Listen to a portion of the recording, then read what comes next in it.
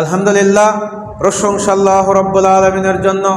দরুদ বর্ষিত হোক নবী মুহাম্মদ রাসূলুল্লাহ সাল্লাল্লাহু আলাইহি ওয়াসাল্লামের প্রতি। আলোচনা সূরাতুল হুজুরাতের দুইটি আয়াত, যে দুইটি আয়াতের বিষয়বস্তু আপনার আমার পারিবারিক সামাজিক যে অপরাধগুলো হয়, কি কারণে হয়, যদি আপনি আমি বিশেষ কয়েকটি কাজ থেকে বিরত থাকতে পারি, তাহলে পারিবারিক সামাজিক বিশৃঙ্খলা ঘটবে না। পারিবারিক বিশৃঙ্খলা এবং সামাজিক বিশৃঙ্খলা এর কারণ কোথায়? এর কারণ দর্শে যদি আপনি আমি সচেতন হই, তাহলে দেখা যাবে পারিবারিক হিসাবে বিশৃঙ্খলা হবে না, সামাজিক বিশৃঙ্খলাও ঘটবে না। সূরাতুল হুজুরাত এমন একটি সূরা, যে সূরার মাঝে আল্লাহ রাব্বুল আলামিন মানব জীবনের কিছু আদর্শ বৈশিষ্ট্য নবী মুহাম্মদ রাসূলুল্লাহ সাল্লাল্লাহু আলাইহি ওয়াসাল্লামকে জেনে দেওয়া হয়েছে, যে আদর্শগুলো যদি প্রত্যেক মুসলিম তার ব্যক্তিগত জীবনে বাস্তবায়ন করে, তাহলে পারিবারিক সামাজিক বিশৃঙ্খলা ঘটবে না। পারিবারিক বিশৃঙ্খলা ঘটার মধ্যে কিছু কথা রয়েছে, সেইগুলি হলো, যারা নতুন বিবাহ করায়, ছেলে এবং মেয়েদেরকে বিবাহ দেয় এবং করায়, এই নতুন অবস্থায় কিছু কথা এদিক সেদিক হয় বেশিরভাগ। মানে এই বাড়ির কথা ওই বাড়িতে যায়, ওই বাসার কথা আবার এই বাসাতে আসে। ছেলে মেয়ের দোষ খোঁজে, মেয়ে ছেলের দোষ ধরে। এই ধরতে ধরতে এক সময় পারিবারিক এই বিশৃঙ্খলাটা বড় হয়ে যায়। আবার পারিবারিক বিশৃঙ্খলা হয়, যারা আমরা ভাই বোন রয়েছে, মেরাজ অনুযায়ী অংশ বাটোয়ারা যখন শুরু হয়, তখন এক বিশৃঙ্খলা দেখা যায়। তখন আমরা বিভিন্ন পর্যায়ে বিভিন্ন জনের দোষ খুঁজি। এমনিতেই এক পরিবার থেকে আরেক পরিবার, আরেক পরিবার থেকে আরেক পরিবার, এইভাবে যখন আমরা এক অপরের দোষ ত্রুটি খুঁজতে থাকি, তখন দেখা যায় পারিবারিক বিশৃঙ্খলা শুরু হয়ে যায়। তো আল্লাহ রাব্বুল আলামিন নবী মুহাম্মদ রাসূলুল্লাহ সাল্লাল্লাহু আলাইহি ওয়াসাল্লামকে এই মর্মে জানিয়ে দিয়েছেন। সূরাতুল হুজুরাতে আল্লাহ রাব্বুল আলামিন বলেন, হে ঈমানদারগণ, তোমরা এক অপরের দোষ খুঁজিও না। আল্লাহ বলেছেন, আউযু বিল্লাহি মিনাশ শাইতানির রাজীম, ইয়া আইয়ুহাল্লাযীনা আমানু লা ইয়াসখার কওমুম মিন কওমিন আসা আন ইয়াকুনু খায়রাম মিনহুম ওয়ালা নিসাউম মিন নিসাইন আসা আন ইয়াকুন্না খায়রাম মিনহুন্না ওয়ালা তালমিজু আনফুসাকুম ওয়ালা তানাবাজু বিল আলকাব বিসাল ইসমিল ফুসুক বাদাল ঈমান ওয়া মান লাম ইয়াতুব ফাউলাইকা হুমুজ জালিমুন। আল্লাহ রাব্বুল আলামিন বলেন, ইয়া আইয়ুহাল্লাযীনা আমানু, হে বিশ্বের ঈমানদারগণ।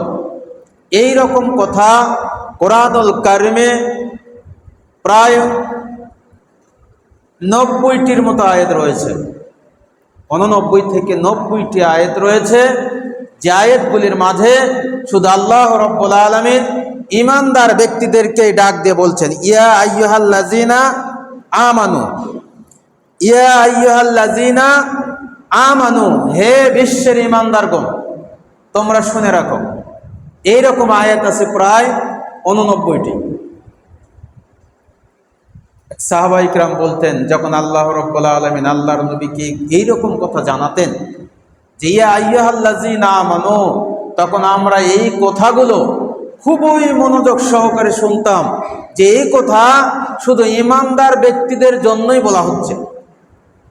যখনই আল্লাহ রাব্বুল আলামিন কোরআনুল কারিমে এই রকম আয়াত পেশ করেছেন, ইয়া আইয়ুহাল্লাযীনা আমানু, তখন সাহাবায়ে কেরামরা মনে করতেন যে এই আয়াতগুলো তো পৃথিবীর আর কারোর জন্য নয়, শুধু যারা বিশ্বাস স্থাপন করেছে আল্লাহ রাব্বুল আলামিনকে সৃষ্টিকর্তা হিসাবে তাদের শানে এই আয়াত।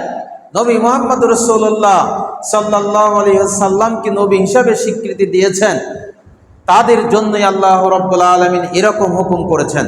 আল্লাহ বলছেন, লা ইয়াসকার কওমুম মিন কওমিন আসা ইয়াকুনু খায়রাম মিনহুম, যে তোমরা কোন দল, কোন গোষ্ঠী অপর কোন দল, কোন গোষ্ঠীর গোপন কিছু অন্বেষণ করো না, গোপন কিছু তালাশ করো না এবং তাদের ব্যাপারে কটূক্তি করো না, তাদের ব্যাপারে খারাপ কিছু বলো না।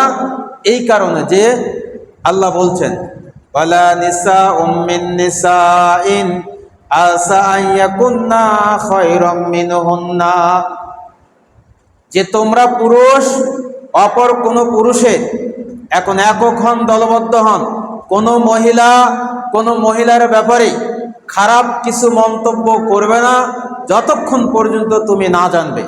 যদি মন্তব্য এরকম করো যে ওই ব্যক্তি খারাপ, ওই গোষ্ঠী খারাপ, দেখা যাবে আল্লাহ বলছেন এই কথায় যে তার চাইতে তুমি যে বলছো খারাপ, যার বদনাম করা হচ্ছে সে হয়তো তোমার চাইতে অনেক গুণে ভালো।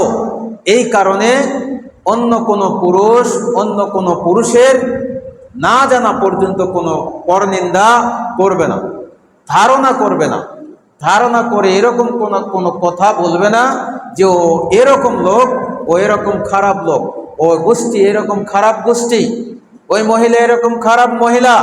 আল্লাহ বলছেন যদি কোনো পুরুষ বলে, যার জন্য বলা হচ্ছে সে হয়তো তার চাইতে অনেক গুণে ভালো। কোনো মহিলা বলছে, আল্লাহ বলছেন তোমার চাইতেও হয়তো, যার জন্য বলা হচ্ছে সে তোমার চাইতেও অনেক গুণে ভালো। এর থেকে বিরত থাকার কথা বলা হয়েছে। ওয়ালা তালমিজু আনফুসাকুম ওয়ালা তানাবাযু বিল আলকাব, ওয়ালা তালমিজু আনফুসাকুম, আর তোমরা এক অপরের প্রতি খারাপ কিছু ধারণা করো না। ওয়ালা তানাবাযু, কারো পিছে লাগিও না, গোপন কিছু অন্বেষণ করার জন্য তার পিছে লেগে থেকো না, এবং জাসুসগিরি গোয়েন্দাগিরি করো না। বিল আলকাব, পিছে লেগে থেকে হট্টগোল পাকানোর জন্য অনেক সময় আমরা এরকম করে থাকি। তো আল্লাহ রাব্বুল আলামিন বলছেন এরকম কাজ করো না, এরকম কাজ করলেই তোমার পারিবারিক সামাজিক বিশৃঙ্খলা ঘটবে।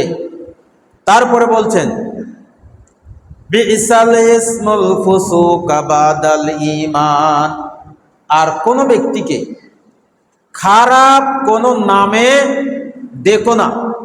যে নাম তাকে রাখা হয়েছে আব্দুল্লাহ, এই আব্দুর রহমান, এই নামটাকে ডাকো। যে নাম তার পিতামাতা রেখেছে সেই নামে তুমি তাকে ডাকো। এমন কোন নামে কাউকে আহ্বান করো না যে নাম শুনলেও রেগে যায়, নাম শুনলে রাগ উঠে যায়। অনেক নাম রয়েছে এরকম লকবি নাম, যেগুলি খারাপ কিছু নাম সমাজের মানুষ ছেলেপেলে রেখে দিয়েছে। কিরকম? কান কাটা। এই যে একটা কথা হয় কি বলল, ওর কান কাটা নেই কিন্তু আগে থেকে শুরু থেকে বলা হচ্ছে কান কাটা। এই কথা শুনলে ওর গায়ে রাগ ওঠে। আল্লাহ রাব্বুল আলামিন বলছেন এরকম নিন্দাযুক্ত কোনো নামে কাউকে ডেকো না, যেই নাম শুনলেই ব্যক্তি রাগান্বিত হয়। এই নামে যদি ডাকে তাহলে কি হয়? সমাজে এরকম আমরা অপরাধ করি, ডেকে থাকি।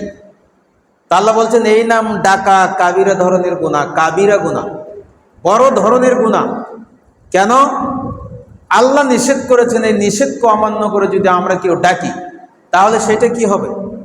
ঈমান আনার পরে আল্লাহ রাব্বুল আলামিন বলছেন ঈমান এনেছো আল্লাহর প্রতি, ঈমান আনার পরে কোনো মানুষ যদি, কোনো পুরুষ যদি কোনো পুরুষের এরকম করে, কোনো মহিলা যদি কোনো মহিলা সম্পর্কে এরকম ধারণা করে, আর কোনো মানুষ যদি এমন কিছু নামে কোনো মানুষকে আহ্বান করে, সে নাম শুনলে সে রেগে যায়, তাহলে এটা হচ্ছে বড় ধরনের অপরাধ, বড় ধরনের অপরাধ।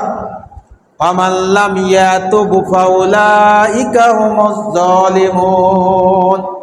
আল্লাহ রাব্বুল আলামিন বলছেন এই তিনটি কাজ যদি কোনো ব্যক্তি করে, ও যতক্ষণ পর্যন্ত তওবা না করবে ও একজন জালেম। তওবা না করবে সে হবে একজন জালেম। দেখেন, এই তিনটি কথা আমরা হয়তো কিছুই মনে করি না যে আসলে এরকম এই কথাগুলো বড় ধরনের কোনো পাপ না, এই কথাগুলো বড় ধরনের কোনো পাপ না, এইটা আমরা মনে করি।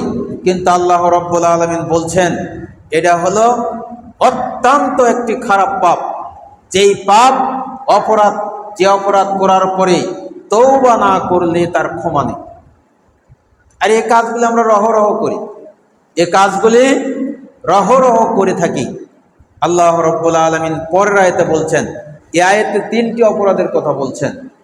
তারপর আয়াতে বলছেন আউযু বিল্লাহি মিনাশ শাইতানির রাজীম ইয়া আইয়ুহাল্লাযীনা আমানু ইজতানিবু কাসীরাম মিনাজ জন ইন্না বাযাজ জন্নি ইসমুন ওয়া লা তাজাসসাসু ওয়া লা ইয়াগতাব বাযুকুম বাযা আইয়াহিব্বু আহাদুকুম মান ইয়াকুলা লাহমা আখিহি মাইতান ফাকারিহতুমুহু ওয়াত্তাকুল্লাহা ইন্নাল্লাহা তাওয়াবুর রহিম।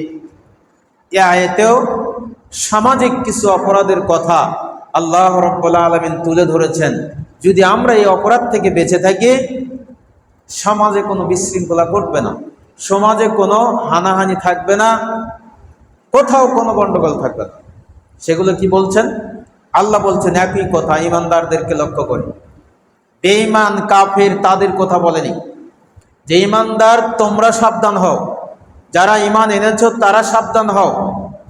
কাফেরদের কথা বলছে না, তাদের ব্যাপারে তদন্ত করা, গোয়েন্দাগিরি করার কথা আল্লাহ সেটা বলে দিয়েছেন, শিক্ষা দিয়েছেন কিভাবে করতে হবে। আল্লাহ বলছেন ইয়া আইয়ুহাল্লাযীনা আমানু ইজতানিবু কাসীরাম মিনাজ জন, হে বিশ্বের ঈমানদার পুরুষ এবং নারী তোমরা যারা রয়েছে শুনে রাখো, ইজতানিবু কাসীরাম মিনাজ জন, অধিক ধারণা থেকে বেঁচে থাকো, অধিক ধারণা থেকে বেঁচে থাকো। ধারণা করতে আল্লাহ রাব্বুল আলামিন নিষেধ করেছেন। কি ধারণা? অধিক ধারণা করাটাই হচ্ছে পাপ। ইন্না বাযাজ জন্নি ইসমুন, নিশ্চয় অধিক ধারণা করাটাই হচ্ছে পাপ। ধারণাটা কিরকম হতে পারে? আমি রাতের 1টার সময় হয়তো একদিক দিয়ে যাচ্ছি অন্ধকারে রাতের 1টার সময় বা 12টার সময় যাচ্ছি, এখন দুইজন মনে করলো হয়তো এখানে কোথাও চুরি করতে এসেছিল, ঠিক আছে, এইটা মনে করলো। আবার কেউ হয়তো ভালো কিছুর জন্য এসেছে, তাকে ধারণা করা হলো এ চুরি করতে এসেছে, আসলে ওইটার জন্য আসেনি, কোনো কারণবশত কোনো কারণে হয়তো এসেছে যেইটার সমাধান করতে বা কাজ করতে বা কোনো দাওয়াতি কাজে এসে দীর্ঘ সময় পরে যাচ্ছে। এই যে রাতের অন্ধকারে একটা ধারণা করা হলো। আবার কাউকে ওইখানে দাঁড়িয়ে থাকতে দেখলাম, রাস্তার পাশে দাঁড়িয়ে থাকতে দেখলাম, এখন ভাবছি এ যেন কি করতে এসেছে এখানে। এই রকম ধারণা আল্লাহ রাব্বুল আলামিন বলছেন এরকম ধারণা করাই হচ্ছে বড় ধরনের পাপ। এই পাপ থেকে বেঁচে থাকতে হবে। তারপরে বলছেন ওয়ালা তাজাসসু, তোমরা আরেকটি কাজ করবে না, গোপন কিছু শোনার জন্যে ওত পেতে থেকো না। ওয়ালা তাজাসসু, গোপন কথা শোনার জন্য কোথাও ওত পেতে থেকো না। কথা বলতেছে, হঠাৎ করে আপনার কানে একটি কথা এসেছে, আপনি মনে করেন হয়তো এইটা আমার পরিবার বা আমার জন্য বা আমার দলের ব্যাপারে এই কথা বলেছেন, আগে পিছিয়ে না হেঁটে ওয়ালা তাজাসসু, আল্লাহ বলছেন হঠাৎ করে একটি কথা শুনেছ আর সেই কথা নিয়ে টানা হেঁচড়া করো না। ওয়ালা ইয়াগতাব বাযুকুম বাযান, আর এক অপরের প্রতি দোষারোপ করো না, এক অপরের প্রতি দোষারোপ করো না, পরনিন্দা করো না, গোয়েন্দাগিরি করো না।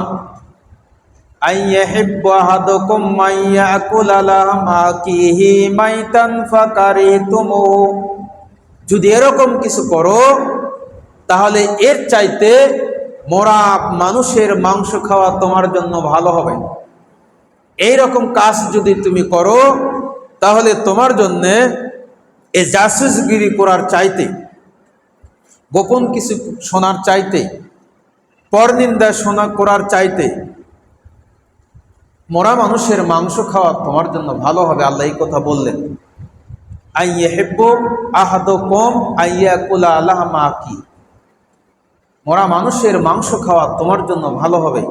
যদি আমি আয়াতের এই অংশটুকু শুনে রাখি আর বুঝে রাখি, বুঝতে পারি, আমল করতে পারি, তাহলে সমাজে কারোর সঙ্গে কারো কোনো দ্বন্দ্ব থাকবে না। যে আপনি কিছু শোনেননি, একজন একটা কথা বলছে, আপনি বলছেন ওইটা আমি শুনিনি, ভালো শুনলেও শোনেননি, খারাপ শুনলেও শোনেননি, শুনেছেন একটা যার সামনে কথা বলা হচ্ছে তার কাছে গিয়ে আগে পিছিয়ে অনেক কথা লাগিয়ে দিয়ে তাকে তার কান ভারী করে আনা হলো, তার কান ভারী করা হলো, এই যে দুইজনের মধ্যে খটকা লাগানো হলো। আল্লাহ বলছেন এরকম কাজ তোমার দ্বারা সম্ভব নয়, তুমি করো না। যদি তুমি ইমানদার হয়ে থাকো, যদি তুমি ইমানদার হয়ে থাকো, এই রকম কাজ যেন তোমার দ্বারা সংগঠিত না হয়। আর সমাজে বিশৃঙ্খলার মূলেই হচ্ছে এরকম কারণ, মানুষের কথা উবে অন্যের নিকট পৌঁছিয়ে দিয়ে সমাজের মাঝে দ্বন্দ্ব সৃষ্টি করে দেওয়া, এরকম কাজের মাধ্যমেই সমাজ বিশৃঙ্খলা হয়ে যায়। তো আল্লাহ বলছেন এরকম কাজ থেকে তুমি নিরাপদে থাকো, ফাকারিহতুমুহু, কারণ এরকম কাজ যেরকম অপরাধ, যেরকম ঘৃণিত, তোমার কাছে অপছন্দনীয়, যেরকম মোরা মানুষের মাংস খাওয়া একেবারে অপছন্দনীয় কাজ, ঠিক সেরকম অপছন্দনীয় কাজ হচ্ছে একজনের কথা অন্যের নিকট বলে দেওয়া, গীবত করা, পরনিন্দা করা, চগলখিরি করা। এই কাজগুলো যদি করো তাহলে অবশ্যই তুমি একজন অপরাধী। এইটা হচ্ছে আল্লাহর কাছে অপরাধী। আর সামাজিক অপরাধ তো আপনি করেই ফেলে দিলেন। তা আল্লাহ বলছেন আত্তাকুল্লাহ, তোমরা আল্লাহ রাব্বুল আলামিনকে ভয় করো। আত্তাকুল্লাহ, যদি আল্লাহর ভয় কোনো ইমানদার ব্যক্তির ভেতর থাকে তো আল্লাহ রাব্বুল আলামিন বলছেন তাহলে ওই ব্যক্তির দ্বারা এরকম কাজ সংগঠিত হওয়া সম্ভব নয়। আত্তাকুল্লাহ ইন্নাল্লাহা তাওয়াবুর রহিম, নিশ্চয় আল্লাহ রাব্বুল আলামিন তওবা কবুল করেন এবং রহিম, রহমত দান করেন। তওবা কবুলকারী, রহমত দাতা। এখন বিষয়টা হচ্ছে কেউ করে ফেলেছে এরকম অপরাধ, এরকম অপরাধ যদি কেউ করে থাকে তাহলে তার জন্য করণীয় কি? আল্লাহ রাব্বুল আলামিন পরিষ্কার ভাষায় বলে দিয়েছেন, যদি কেউ গীবত করে থাকে, পরনিন্দা করে থাকে, তাকে তওবা করতে হবে। তওবা করে এরকম কাজ আর কোনোদিন যেন ওর দ্বারা সম্ভব না হয়, তার থেকে বিরত থাকতে হবে। কারণ এই চারটি কাজের বিনিময়ে পারিবারিক এবং সামাজিক বিশৃঙ্খলার সৃষ্টি হয়। এর থেকে আল্লাহ রাব্বুল আলামিন আপনাকে আমাকে কঠোরভাবে নিষেধ করেছেন। যদি আমরা এই নিষেধটা না মানি তাহলে দেখবেন পারিবারিক বিশৃঙ্খলা, সামাজিক বিশৃঙ্খলা এগুলো হয়ে যাবে। আন উবাদাতা ইবনে সামিত রাদিয়াল্লাহু আনহু قال قال رسول الله صلى الله عليه وسلم, উবাদা ইবনে সামিত রাদিয়াল্লাহু আনহু বলেন আল্লাহর নবী বলেছেন, ইজমানু লি সিত্তাম মিন আনফুসিকুম আজমান লাকুমুল জান্নাত। আল্লাহ রাসূল বলছেন ইজমানু লি সিত্তাম মিন আনফুসিকুম, তোমরা যদি তোমাদের পক্ষ থেকে 6টি জিনিসের জিম্মাদারি আমাকে দিতে পারো, 6টি কাজের জিম্মাদারি যদি আমাকে দিতে পারো আজমান লাকুমুল জান্নাতা, তাহলে আমি তোমাদেরকে জান্নাতের জিম্মাদারি দিলাম। আল্লাহ রাসূল বললেন 6টি কাজের যদি জিম্মাদারি আমাকে দিতে পারেন, কেউ যদি দিতে পারে আল্লাহ রাসূল বললেন, তার জন্য আমি জান্নাতের জিম্মাদার নিলাম। 6টি কাজ কি? উসদুকু ইযা আহাদাসতুম, যখন তোমরা কথা বলবে সত্য কথা বলবে। 1 নম্বরে বলছেন, যখন তোমরা কোনো কথা বলবে সত্য কথা বলবে। এখন যেখানে যান, বাসা বাড়িতেই কথা বলেন, সামাজিক কোনো কাজে কথা বলেন, কোনো সাক্ষ্যদানের ব্যাপারে কথা বলেন, আল্লাহ রাসূল বললেন সত্য কথা বলতে হবে।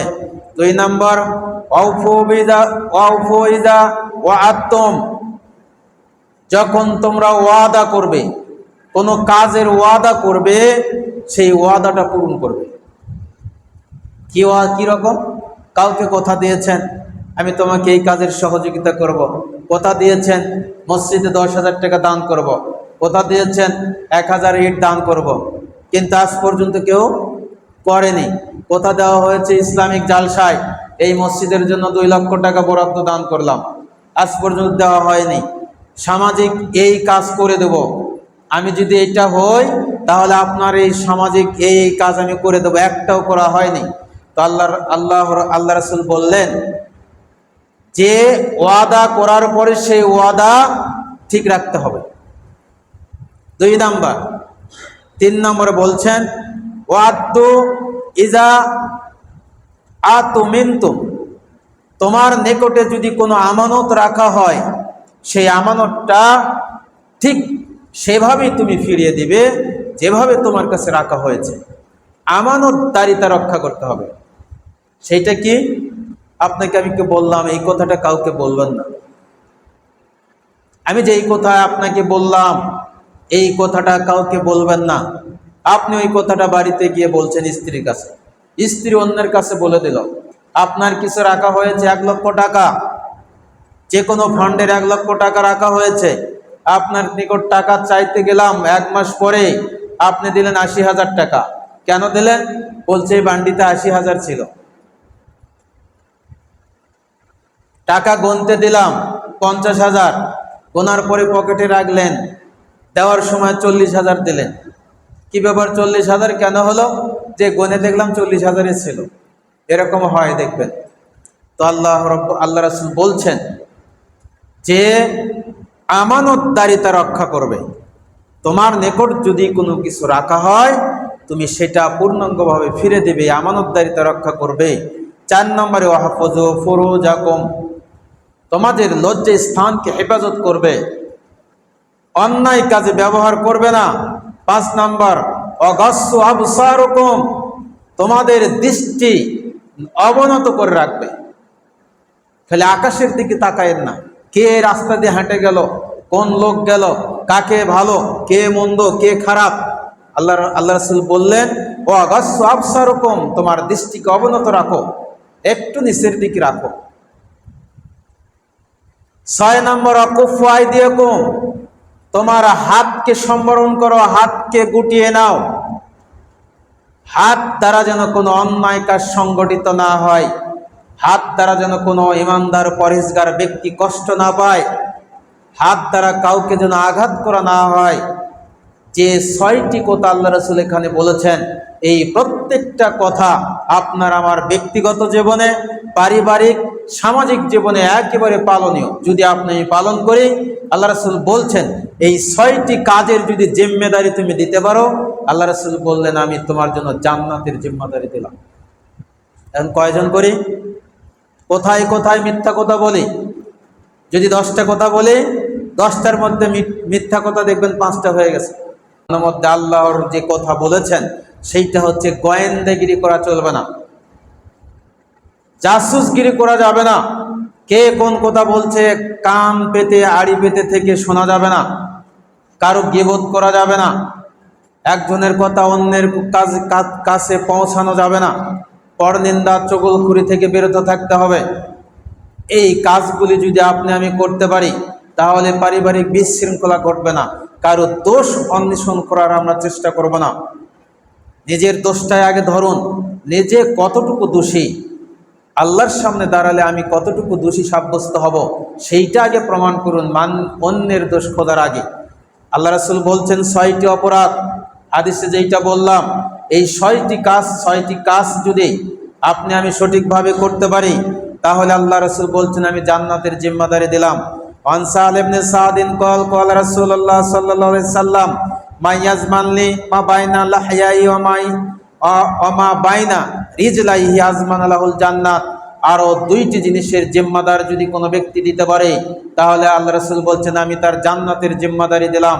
একটি হলো 2 চোয়ালের মধ্যখানের জায়গা, আর একটি হচ্ছে লজ্জাস্থানের। একটি হচ্ছে 2 চোয়ালের মধ্যখানের জায়গা মুখের জিম্মাদারি, আর একটা হচ্ছে লজ্জাস্থানের জিম্মাদারি। অন্যায় কথা এবং অন্যায় কাজ এই 2টি দ্বারা করা যাবে না, এই 2টি দ্বারা করা যাবে না। তাহলে আল্লাহ রাসূল যে জিম্মাদারি নিয়েছেন এইটা আপনার আমার জন্য বরাদ্দ হবে। আর যদি এই কাজগুলো করে থাকি, বরাদ্দ হবে না।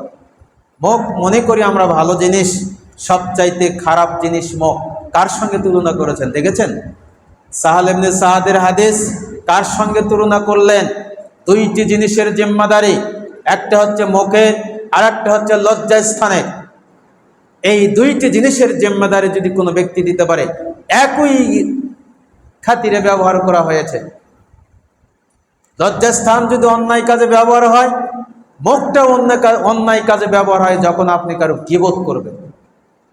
এই কারণে বলেছে গীবত করলেই ওই ব্যক্তিকে তওবা করতে হবে, মিথ্যা কথা বললেই ওই ব্যক্তিকে তওবা করে নিতে হবে, নচেত এই পাপ আর মোচন হবে না। আল্লাহ রাব্বুল আলামিন যেন আমাদেরকে সূরাতুল হুজরাতের এই শিক্ষা গ্রহণ করার তৌফিক দান করেন। আল্লাহুম্মা আমিন। সত্যের সাথে চলি, হকের কথা বলি। হক এন্টারটেইনমেন্ট আর্ট।